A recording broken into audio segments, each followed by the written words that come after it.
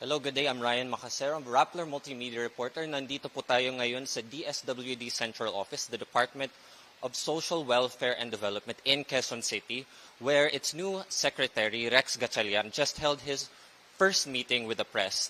Sa kanyang unang linggo bilang secretary, sinabi ni Gatchalian na hindi niya ipurge yung staff ng DSWD, so he will work with the existing bureaucracy left behind by the staff of the former secretary, Erwin Tulfo, who was bypassed by the Commission on Appointments in December. So the Rex Gatchalian's appointment comes a month after the bypassing of Secretary Erwin Tulfo. And he met with members of the press today to discuss his direction for the department.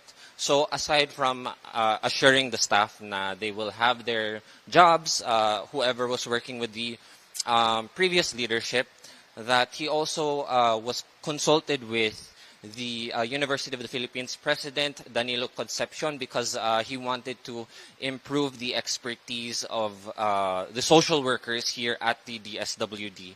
So let me explain a little bit about the significance of the department. Para sa mga hindi familiar, DSWD was allocated a 200 billion budget by Congress for the year 2023. It's one of the more important agencies in the Philippines, lalo na sa panahon ng sakuna, as one of the first responding agencies in charge of distributing cash aid and food with the many disasters that we've had over the past several months, including the earthquake in Abra and the number of typhoons that hit the country every single year. The DSWD is the first agency out there with its regional and local offices to provide aid for those who are living in disaster-hit areas.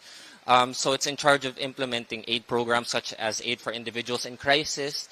Last year, this program distributed cash aid for students who were returning to face-to-face classes after 2 years of remote learning.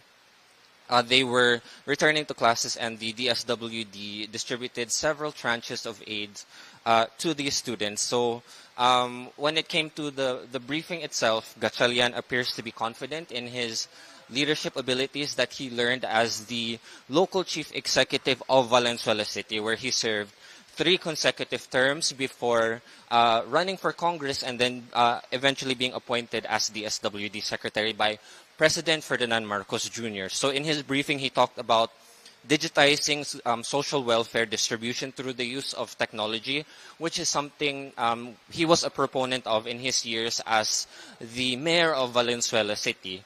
He said he would work closely with the LGUs and regional offices to improve logistical distribution of cash aid and food aid, especially after disasters. There were several cases in the past where the DSWD and other relief agencies providing relief goods would have a hard time reaching far-flung areas. And he says to improve this, that he would create take a hub and spoke approach in strengthening the local hubs and using disaster mapping to identify areas that would be that they need to focus on and know how to distribute relief in case of a disaster, such as a typhoon or earthquake or any other kind of disaster.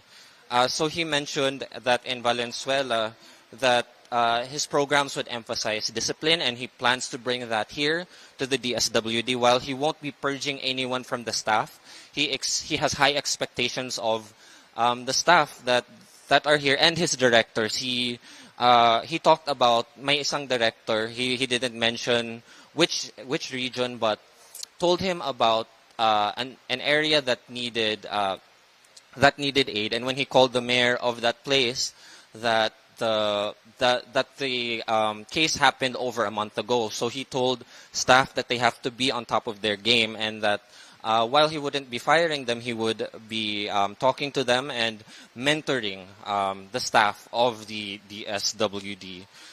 So it's only his first week in office, but as leader of the DSWD, but he has a big responsibility coming up, especially when the rainy season hits. The agency will be in full swing preparing for disasters, preparing for other kinds of crises. And he also mentioned how that that President Marcos asked the DSWD to take the lead in providing cash assistance for poor families who are not necessarily on the 4Ps program, which is the Pantawid Pamilyang Pilipino program.